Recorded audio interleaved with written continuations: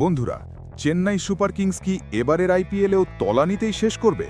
ধোনি নেই, নেতৃত্বে আগুন নেই, ব্যাটিংয়ে ভরসা নেই, আর সেই সুযোগে 250 রান তুলে সিএসকেকে একতরফাভাবে হারিয়ে দিল আরসিবি।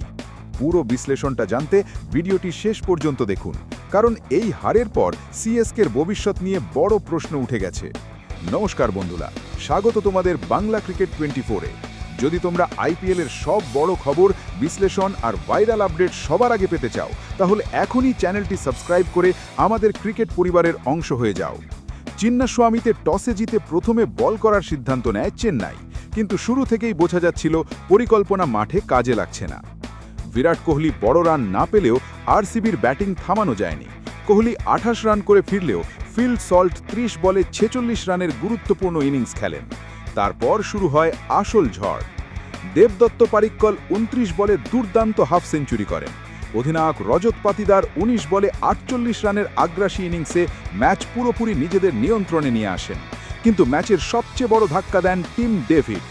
মাত্র 25 বলে 70 রান, এক ওভারে 30 রান তুলে তিনি সিএসকে বোলিংকে কার্যত ভেঙে দেন।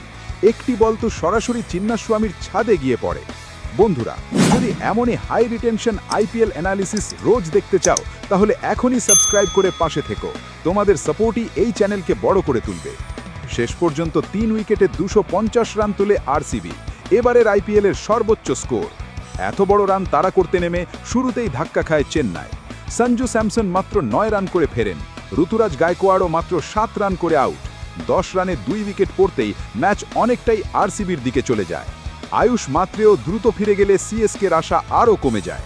একটা সময় মনে হচ্ছিল দল পুরোপুরি ভেঙে পড়েছে। শুধু সারফারাজ খান 25 বলে 50 রানের লড়াকু ইনিংস খেলেন। পরে প্রশান্ত বীর 43 এবং জেমি ওভারটন 37 রান করে কিছুটা লড়াই করেন। তবুও সিএসকে থেমে যায় 207 রানে। 43 রানের বড় ব্যবধানে জিতে লিগ টেবিলের শীর্ষে উঠে যায় আরসিবি। এখানে সবচেয়ে বড় আলোচনার বিষয় ধোনির অভাব। বন্ধুরা, সত্যি বলতে সিএসকে এই মুহূর্তে নেতা ধোনিকে খুব মিস করছে। শুধু ব্যাটিং নয়, মাঠে দাঁড়িয়ে দলকে দিশা দেখানোর মতো একজন নেতার অভাব স্পষ্ট। তোমাদের কি মনে হয়, ধোনি ফিরলে কি সিএসকে ঘুরে দাঁড়াতে পারবে? কমেন্টে অবশ্যই জানাও। আরও IPL update, CSK versus RCB analysis এবং ব্রেকিং নিউজ পেতে সাবস্ক্রাইব করো বাংলা ক্রিকেট 24।